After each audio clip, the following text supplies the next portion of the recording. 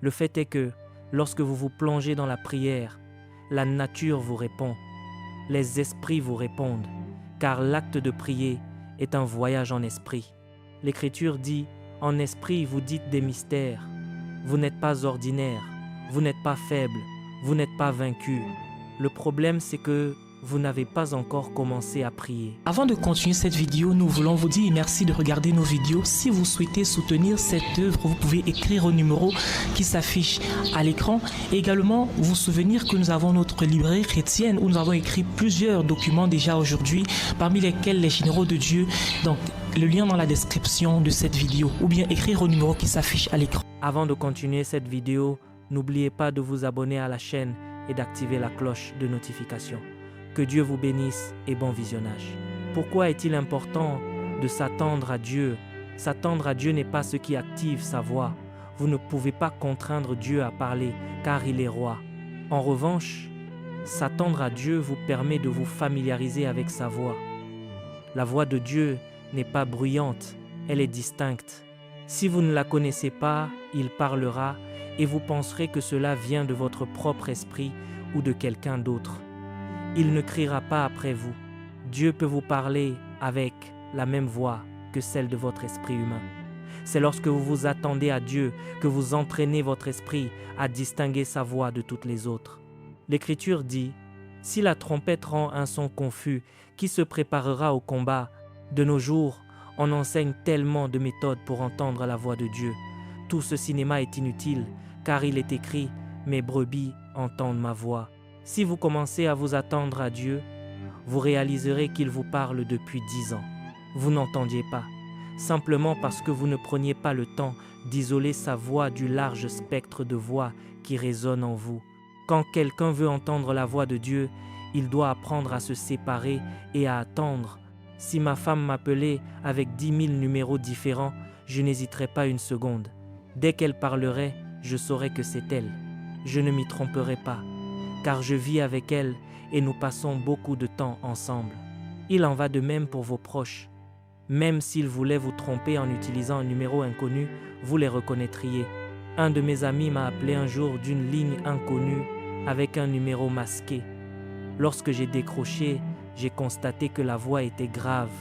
J'ai répondu que j'allais bien. Il m'a demandé « Est-ce bien l'apôtre Michael Orokpo ?» J'ai confirmé. Il a poursuivi. Ici le sénateur John, j'ai été grandement béni par votre ministère. Pouvez-vous me transmettre vos coordonnées bancaires? Je souhaite vous faire un don de 100 millions. Avant cela, il m'avait demandé, parlez-moi de votre vision. J'ai pris le temps de lui exposer ma vision en détail. Quand j'ai eu fini, il a dit, mon jeune homme, c'est excellent. Envoyez-moi votre numéro de compte, je veux vous envoyer une petite contribution de 100 millions. Mon cœur a manqué un battement. Je me suis contenu et j'ai répondu « Oui, monsieur, je le ferai. Merci beaucoup. Que Dieu vous bénisse. » Quand j'ai raccroché, je me suis mis à genoux. J'ai prié et j'ai remercié Dieu en disant « Seigneur, je ne savais pas que cela arriverait si vite. Seigneur Jésus, tu sais que je t'ai dit que je donnerais ma dîme immédiatement et que je sèmerais telle somme. » 5 minutes plus tard, le prétendu sénateur John a rappelé. J'ai décroché rapidement et j'ai couru vers un endroit calme. J'ai dit « Oui, sénateur, oui, monsieur le sénateur. » L'homme s'est mis à rire et a dit « Quels 100 millions? Si j'avais 100 millions, je m'achèterais ce pays. À ce moment-là, j'aurais voulu le serrer au cou. » Parfois, vos amis peuvent modifier leur voix et si vous n'êtes pas très proche d'eux, vous ne ferez pas la différence. Mais pour d'autres, peu importe ce qu'ils font, dès qu'ils prononcent un mot, vous savez que ce sont eux. Si la voix de Dieu se fait rare, c'est parce que les hommes ne passent pas de temps avec lui. Quand ils partent au travail le matin, ils disent simplement « Oh Jésus, merci beaucoup, tu es un Dieu bon, je t'aime, tu m'as béni, que ton nom soit glorifié, Amen. » De cette manière, vous ne pourrez jamais connaître la voix de Dieu. Et si vous ne connaissez pas sa voix, vous êtes une proie facile pour le prédateur. En revanche, lorsque vous connaissez la voix de Dieu, l'arrivée du prédateur devient le point de départ de votre témoignage. Les défis qui font sombrer les autres deviennent ceux qui vous élèvent. Sachez que Pierre ne marchait pas sur l'eau, il marchait sur la parole de Dieu. Cette parole est devenue une autre dimension. Il a dit, « Si c'est toi, ordonne que j'aille vers toi. » Jésus a répondu, « Viens. » Dès que Pierre a posé le pied dehors, il marchait dans une autre dimension. C'est pourquoi, lorsqu'il a douté, il a commencé à enfoncer. Il marchait par la foi sur cette parole, rendant gloire à Dieu. Quand un homme veut vivre selon une autre réalité et puiser dans les ressources de cette réalité, il doit payer le prix pour entendre et pour voir. Le prix pour entendre et voir, si vous êtes né de nouveau, c'est de passer du temps avec Dieu. Je ne parle pas simplement de venir devant Dieu et de parler en langue pendant 3 heures. C'est ce qu'on appelle la prière en langue. C'est lorsque vous avez fini de prier en langue et que votre esprit devient sensible que l'attente commence véritablement. S'attendre à Dieu signifie se tenir tranquille et voir le salut de Dieu. Bien souvent, la raison pour laquelle nous parlons longtemps en langue est que notre cœur est bruyant. Les soucis du loyer vous troublent, la colère vous habite, quelqu'un a parlé contre vous ou vous avez entendu telle ou telle histoire. Il vous faut alors prier pendant 4 ou 5 heures pour vous élever à un niveau où vous laissez ces contingences derrière vous. Une fois que vous vous en êtes détaché et que vous avez fait silence, c'est alors que vous vous attendez à Dieu. Moïse est monté sur le mont Sinaï pendant 40 jours. Après cette ascension, il est arrivé au sommet de la montagne. C'est ce que représente le fait de parler. Lorsque vous vous êtes élevé par les langues, vous attendez.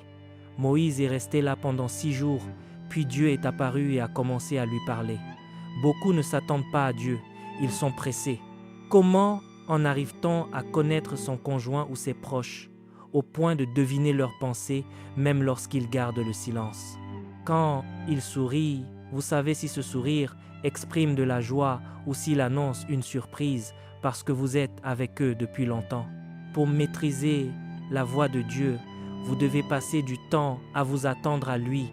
Si vous ne payez pas ce prix, ne vous en prenez pas à Dieu le jour où la crise survient, car souvent la différence entre la vie et la mort tient à un murmure. Une sœur s'apprêtait à prendre un vol. Elle avait réservé, payé, reçu sa carte d'embarquement et enregistré ses bagages. Alors qu'elle se dirigeait vers l'embarquement, elle aperçut un signal. Dieu n'a pas parlé, mais elle a ressenti un danger dans son esprit. Elle a su qu'elle ne devait pas monter à bord de cet avion. Elle est retournée au comptoir pour réclamer ses bagages. On lui a répondu qu'ils étaient déjà en route.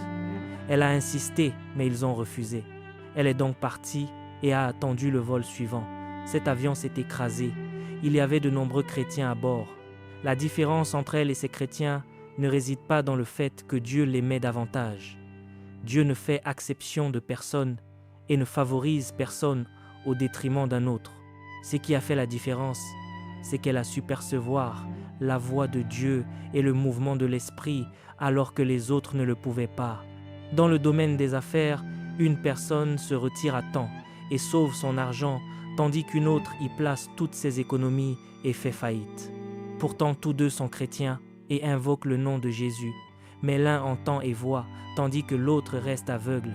L'investissement a été perdu, non pas parce que Dieu est injuste ou partial, mais parce que l'un d'eux a manqué de discernement. Souvent, les prières que nous faisons et les choses que nous poursuivons sont superflues, pour la simple raison que nous n'entendons pas Dieu. Vous êtes à genoux chaque jour à prier. Seigneur, ouvre mes portes. Seigneur, favorise-moi. Seigneur, fais que cette année soit la mienne. Chaque année aurait pu être la vôtre. Le problème est que vous n'avez pas saisi les signaux de l'esprit. Ainsi, même lorsque votre année est arrivée, vous n'avez pas posé les actes que Dieu vous ordonnait de poser et l'occasion est passée. En revanche, si vous pouvez entendre Dieu, même durant une année difficile, vous saurez comment vous frayer un chemin et obtenir votre héritage. Nous ne vivons pas tous de la même manière sur cette terre. Ne vous y trompez pas, la personne que vous appelez votre voisin peut très bien vivre dans une autre dimension spirituelle. C'est pourquoi les malheurs qui vous touchent ne l'atteignent pas. Et inversement, dès l'instant où vous vous connectez à la voix de Dieu et aux visions de l'esprit, vous cessez de dépendre de votre seule situation géographique. Vous commencez à vivre de la source d'où provient cette voix, et cette voix vous rend invincible. Le premier moyen de progresser et de prendre l'avantage dans la vie est de vivre à travers les visions de Dieu et la voix de son esprit. Je peux vous assurer que, bien souvent lorsque nous nous rassemblons, 70 à 90% des chrétiens n'entendent pas Dieu et ne voient rien dans l'esprit. C'est pourquoi beaucoup se laissent séduire. Si quelqu'un s'agite et lance une invitation, il s'y précipite au cas où. Pourtant, il n'y a pas de place pour le hasard dans votre destinée. Il est écrit, les pas de l'homme de bien sont ordonnés par l'Éternel. Si vous n'entendez pas Dieu, vos pas ne peuvent pas être ordonnés.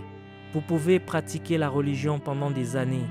Vous n'en demeurerez pas moins une victime et les résultats de votre vie révéleront votre vulnérabilité là où les enjeux sont réels. Quelqu'un partira d'ici aujourd'hui avec la ferme résolution de consacrer du temps à Dieu jusqu'à ce que la voix divine devienne une composante naturelle et quotidienne de son existence. N'êtes-vous pas fatigué d'être des victimes? Je pourrais m'élever en esprit, bousculer cette assemblée et vous transmettre une impartation. Vous pourriez tout de même repartir d'ici et demeurer des victimes. C'est pour cela que Dieu nous répète ces instructions, afin que nous comprenions le but de cette conférence. Pendant que nous prions pour certains d'entre vous, vos yeux et vos oreilles s'ouvriront. Cela ne se manifestera pas forcément de manière spectaculaire et vous ne ferez peut-être pas partie de ceux qui tombent à terre. Cependant, vous découvrirez en partant que, face à un projet de commerce, vous perdrez soudainement votre paix intérieure. Vous direz alors à votre épouse, « Je ne sais pas pourquoi, mais je ne le sens pas. » Une autre économie spirituelle aura été activée en vous. Certains s'apprêtent à sortir de chez eux. N'avez-vous jamais vu une personne quitter sa maison, s'engager sur la route, avoir un accident et perdre la vie? Si seulement elle avait été attentive au signal, elle aurait pu s'attarder de 2 secondes et échapper à ce drame. Je vous le dis, la vie et la mort peuvent dépendre d'un instant ou d'un murmure. C'est pourquoi ceux qui entendent et voient sont indestructibles et invincibles. Mais pour voir et entendre, il faut passer du temps avec Dieu. Ne me demandez pas comment faire. Lorsque vous courtisiez cette jeune femme, comment passiez-vous du temps avec elle? Chaque soir pendant 1 mois, vous l'appeliez pour lui demander si elle avait 10 minutes et ces 10 minutes se transformaient en 2 heures. Même quand vous n'aviez plus rien à dire, vous demandiez des détails insignifiants sur son repas et vous en parliez pendant 1 heure. Cela montre bien que le but n'était pas le contenu de la discussion, mais simplement l'opportunité de rester ensemble. Si vous savez comment fréquenter les hommes, c'est de cette même manière que vous devez fréquenter Dieu. Rendons-lui gloire. La deuxième façon de manifester le royaume de Dieu est de lui obéir. La Bible dit que les rebelles habiteront dans des lieux arides. Le verdict est sans appel. À l'inverse, l'homme qui demeure constamment dans la présence de Dieu est prompt à lui obéir. Jésus a dit dans Jean chapitre 10, verset 27, « Mes brebis entendent ma voix. » Et il a ajouté, « Et elles me suivent. » C'est leur écoute et leur obéissance qui font d'elles les brebis de Jésus. Beaucoup réclament aujourd'hui le manteau de Moïse, d'Abraham ou d'Enoch. Mais avez-vous étudié leur vie? Jésus, s'adressant aux enfants d'Israël qui se réclamaient de la descendance d'Abraham, leur a dit dans Jean chapitre 8, verset 39, « Si vous étiez enfants d'Abraham, vous feriez les œuvres d'Abraham. » Abraham était un homme d'obéissance.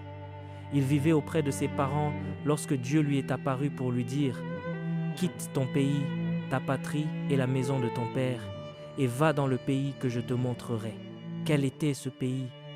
Dieu ne le lui avait pas précisé. L'homme s'est levé et s'est mis en route, sans savoir où il allait. C'est cela que requiert le manteau d'Abraham, être capable d'obéir à Dieu, même au péril de sa vie. Combien d'entre nous peuvent obéir à Dieu lorsque leur existence est mise à l'épreuve? Pour fonctionner dans l'invincibilité qui caractérisait Abraham, il faut être perpétuellement obéissant. Avez-vous lu, concernant ce même Abraham, l'histoire de l'enfant qu'il avait attendu pendant tant d'années? Dieu est venu lui dire, « Prends ton fils, ton unique, celui que tu aimes, Isaac. » On pourrait croire que Dieu le provoquait en insistant sur le fait qu'il s'agissait de son fils unique et de celui qu'il aimait, pour éviter qu'il n'amenât Ismaël. Dieu parlait bien de l'Isaac qu'il aimait. Il lui a dit « Offre-le-moi en holocauste ». Abraham n'en a rien dit à Sarah pour ne pas se laisser décourager. Il s'est hâté d'aller offrir Isaac à Dieu. Plus tard, la Bible rapporte dans Genèse chapitre 24 verset 1 qu'Abraham était vieux, avancé en âge et que l'Éternel l'avait béni en toutes choses. Le manteau d'Abraham consiste à être béni en toutes choses, mais pour accéder à ce niveau, il faut une obéissance absolue. Abraham était si proche de Dieu qu'il lui parlait comme un homme parle à son ami. Ce qui a lié Abraham à Dieu n'était pas la religion, car elle n'existait pas à cette époque dans le sens où nous l'entendons. Ce qui l'a distingué, c'est son obéissance indéfectible. Dieu savait qu'Abraham ferait tout ce qu'il lui commanderait. Dans Genèse chapitre 18, verset 19, il dit « Je l'ai choisi afin qu'il ordonne à ses fils et à sa maison après lui de garder la voie de l'Éternel. » Dieu le connaissait comme son serviteur. Puisqu'Abraham devait devenir une grande nation, Dieu ne lui cachait pas ses desseins. Abraham s'est frayé un chemin vers la grandeur par l'obéissance. Pensez à Élie. On entend souvent les gens crier « Meurs par le feu ». Combien sont morts ainsi? Savez-vous ce que signifie mourir par le feu? Disposez-vous de l'autorité nécessaire pour faire descendre le feu du ciel. On en fait même des chansons aujourd'hui. Je me souviens d'avoir voyagé jusqu'à Lagos, dépensant mes derniers deniers pour assister à une conférence. Je me demandais si l'orateur s'était préparé, car les prédicateurs occidentaux ne cherchent pas à faire forte impression. Il parlait de sa relation avec Dieu de manière très simple et naturelle, sans théâtralité. Quand il a eu terminé, il a simplement dit « Père, je réclame ton feu ». La personne assise à mes côtés m'a presque heurté tant l'impact a été fort. Tout le monde s'est mis à crier. Ce n'était pas une simple mise en scène. Au milieu des cris, l'orateur a discerné une présence occulte dans la salle. Les gens ont commencé à allumer des lampes. Je me suis mis à genoux immédiatement pour me repentir, demandant pardon au Seigneur d'avoir douté de son serviteur. C'est alors que j'ai compris que le feu divin n'est pas une question de charisme ou de cri, mais d'autorité spirituelle. Lorsque ces hommes ordonnent, ils le font fort du poids de leur obéissance. L'Écriture déclare « Nous sommes prêts aussi à punir toute désobéissance lorsque votre obéissance sera complète. Examinez la vie des hommes d'autorité, ils vous le diront. Pour beaucoup, même leur argent échappe aux directives de Dieu. Si Dieu vous demande de venir à l'église à 16 ou 17 heures, vous préférez d'abord terminer vos affaires et fermer votre boutique avant de venir, pour ensuite déclarer que les anges de Dieu vous guident. De quels anges s'agit-il? La religion formelle nous affaiblit. Nous utilisons le langage de l'Église, mais tous ceux qui ont fait bouger la main de Dieu se considéraient comme ses serviteurs absolus. Moïse s'est présenté avec un bâton et a soumis l'Égypte. Quelqu'un prétend aujourd'hui être le Moïse de sa génération. Je lui répondrai d'aller d'abord transformer un seul village pour voir le résultat, avant de parler de l'Égypte. L'Égypte était la plus grande civilisation de l'époque et dominait le monde. Cet homme s'est présenté avec un simple bâton et a paralysé tout le système. D'où lui venait une telle puissance? Dieu lui a ordonné de retourner en Égypte, le lieu même qu'il avait fui pour sauver sa vie. Imaginez que vous ayez fui une ville où rien ne fonctionnait pour vous installer ailleurs. Vous commencez à vous stabiliser, vous vous mariez, vous avez des enfants et des biens. Dieu ne vous a pas parlé pendant longtemps. Et alors que vous construisez votre maison, il apparaît et vous dit de retourner là d'où vous venez. Vous pourriez vous demander pourquoi il ne vous l'a pas dit avant votre mariage ou avant de jeter les fondations de votre maison. C'est pourtant ce qui est arrivé à Moïse. Dès que Dieu a parlé, cet homme s'est levé, a rassemblé sa famille et a fait face à l'Égypte sans savoir ce qui l'attendait. Telle était l'obéissance de ces hommes. Et c'est pourquoi ils transportaient la présence du ciel partout avec eux. Pour Moïse, cela s'est manifesté de manière visible. Dans l'Exode au chapitre 13, versets 20 et 1, il est dit que la nuée les précédait comme une colonne de feu la nuit et comme une colonne de nuée le jour. Personne n'osait les toucher, et ils triomphaient de toutes les nations sur leur passage. Ils sont devenus invincibles grâce à l'obéissance d'un seul homme qui a ouvert le ciel sur eux. Si quelqu'un ici marche dans l'obéissance, celle-ci deviendra un bouclier, non seulement pour sa famille, mais aussi pour les générations à venir. Lorsque Dieu s'est manifesté en faveur d'Israël, ce n'était pas seulement à cause de leurs cris, mais en souvenir de ses serviteurs Abraham, Isaac et Jacob. Leur obéissance passée est devenue une protection pour les générations futures. Quand vous marchez dans l'obéissance, votre vie et celle de vos proches sont protégées. Rappelez-vous que Lot prospérait tant qu'il marchait aux côtés d'Abraham, avant de penser qu'il maîtrisait le métier par lui-même. Il me reste peu de temps et je sais que certains attendent des manifestations spectaculaires. Cependant, apprenez d'abord ces principes fondamentaux et mettez-les en pratique. Si vous désobéissez à Dieu pour suivre une impulsion éphémère, vous compromettez votre destinée. Choisissez d'obéir à Dieu et de demeurer ferme, car sa gloire est essentielle. La Bible dit que Moïse, devenu grand, refusa d'être appelé fils de la fille de Pharaon, aimant mieux être maltraité avec le peuple de Dieu que d'avoir pour un temps la jouissance du péché. On tentera parfois de vous séduire par des gains faciles ou des compromis, mais refusez ces voies qui altèrent votre dignité et votre avenir spirituel. Face à la tentation, éloignez-vous des distractions, entourez-vous de personnes animées par le feu de l'esprit et consacrez-vous à la prière jusqu'à ce que le calme revienne. L'obéissance est ce qui élève les hommes dans ce royaume. Elle fait de vous un instrument entre les mains de Dieu, revêtu de son autorité.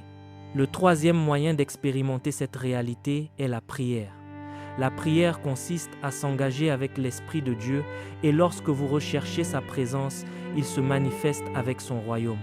Les esprits fonctionnent d'une manière particulière.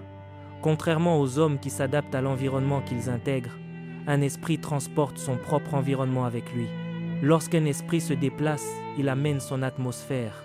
Si un esprit mauvais entre quelque part, vous ressentirez immédiatement le changement d'ambiance. Actes chapitre 10, verset 38, nous montre comment Dieu a oint du Saint-Esprit et de force Jésus de Nazareth. Le Saint-Esprit se déplace avec la puissance, la sagesse et la gloire qui constituent son environnement.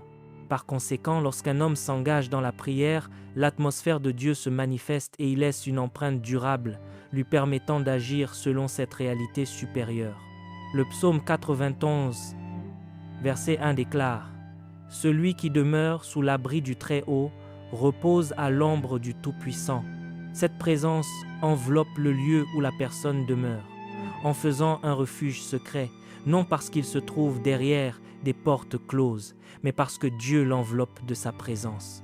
Chaque fois que nous prions, nous changeons d'environnement spirituel.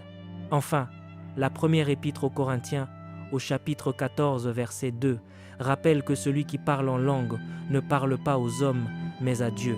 L'Écriture rapporte que, selon l'ordre naturel, l'homme ne fait pas de sens lorsqu'il s'exprime en esprit.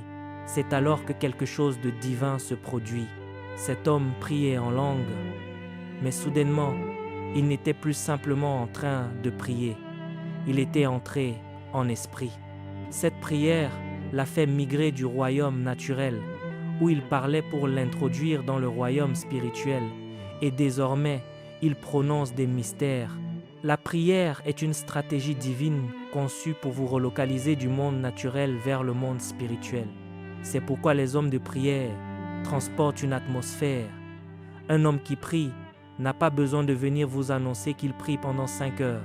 Lorsqu'il se présente, cette atmosphère parle d'elle-même. On racontait une histoire il y a de nombreuses années au sujet de personnes qui voyageaient en train. Lorsqu'elles arrivèrent dans une ville, le train s'arrêta pour un contrôle de routine et les passagers furent autorisés à descendre pour faire quelques achats. Dès que ces personnes posèrent le pied à terre, la puissance de Dieu commença à se manifester. Dans la rue, les gens tombaient à terre, saisis par l'esprit. Tout le monde était stupéfait. Un vieil homme présent dans le train déclara alors « Je ne saurais l'expliquer, mais je sais que de telles choses se produisent lorsque Dwight Lyman Moody est dans les parages. En effet, lorsque cet homme entrait dans un environnement, il n'avait pas besoin de parler. S'il entrait dans cet auditorium et choisissait de s'asseoir tout au fond, les gens commenceraient à tomber dès son arrivée en raison de l'atmosphère qu'il portait. À la plus grande surprise des passagers, lorsque le train se remit en marche, ils découvrirent que Dwight Lyman Moody était bel et bien assis parmi eux. Cet homme avait simplement touché le sol de cette ville et à l'instant même, son témoignage spirituel s'y est manifesté. J'ai également entendu l'évangéliste Reinhard Bonnke raconter une histoire qui s'est déroulée en Afrique du Sud. Il était entré dans une boutique pour effectuer un achat. Dès qu'il s'est adressé à la personne qui vendait pour lui passer commande, celle-ci s'est mise à pleurer. Pourtant, cette personne n'était pas chrétienne, elle pratiquait le nouvel âge. Mais en regardant Reinhard Bonnke, elle a été confrontée à l'énergie spirituelle qu'il dégageait. Cette force a saisi son âme et elle a commencé à pleurer et à se repentir de ses péchés. Reinhard Bonnke a alors précisé qu'il avait demandé à Dieu ce qui arrivait à cette personne. C'est ce détail qui m'a profondément marqué. Face à quelqu'un qui pleure devant vous, n'interrogeriez-vous pas directement cette personne, lui a préféré interroger Dieu? Cela signifie que la distance entre cet homme et Dieu était si courte qu'il recevait une réponse du Saint-Esprit plus rapidement que de son interlocuteur. Si vous étiez à ses côtés et qu'il cherchait son téléphone, il lui serait plus rapide de demander au Saint-Esprit qu'à vous-même, car le Saint-Esprit lui aurait répondu 10 fois avant que vous n'ayez pu prononcer un mot. Il avait développé ce niveau d'atmosphère et est entré dans une boutique.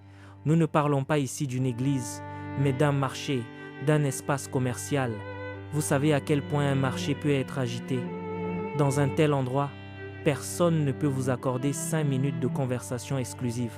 On vous demande ce que vous désirez tout en s'adressant à un autre client, car le temps d'attention y est très court et la concurrence est rude. C'est dans ce chaos qu'un homme s'est présenté, transportant le ciel avec lui. Dès que le marchand l'a vu, son attention a été instantanément captivée. Pourquoi pensez-vous que lorsque de tels hommes de Dieu se déplacent, 10 millions de personnes se rassemblent? Pensez-vous que cela soit le seul fruit de l'évangélisation ou de la publicité? Ce n'est pas une question de publicité. Quand ces hommes se déplacent, les anges qui les accompagnent sont si nombreux qu'ils invitent la ville entière. Bien souvent, lors de ces grandes campagnes, des personnes de toute confession arrivent sur les lieux, avant même les fidèles. En 1996, à la fin d'une campagne de guérison, le chef de l'État s'est rendu à l'hôtel de l'orateur pendant la nuit pour solliciter une audience. Que cherchait-il? Il voulait honorer l'homme de Dieu. Pendant ce temps, de nombreux pasteurs viennent à l'église et tentent d'extorquer de l'argent aux fidèles. Cet homme, lui, arrive dans un pays pour une campagne sans jamais demander d'offrande. Le président de cette nation, qui n'était pas croyant, s'est déplacé en pleine nuit, pressé par une nécessité intérieure, simplement pour lui exprimer sa gratitude et lui dire « Merci d'être venu en aide à mon peuple ». Comment un dirigeant non croyant peut-il s'adresser ainsi à un pasteur? C'est parce que cet homme porte une présence. Lorsqu'il se présente, on ne voit pas simplement un chrétien, on voit Dieu agir à travers lui. La prière ne fait pas de lui un simple religieux ou un chrétien ordinaire. Elle lui donne de refléter le caractère de Dieu. Et quiconque reconnaît cette présence fléchit le genou. Beaucoup d'entre nous se perdent dans des faux semblants et des artifices, et c'est la raison pour laquelle rien ne fonctionne. Rien ne fonctionnera jamais tant que votre prière ne sera pas assez puissante pour générer une atmosphère.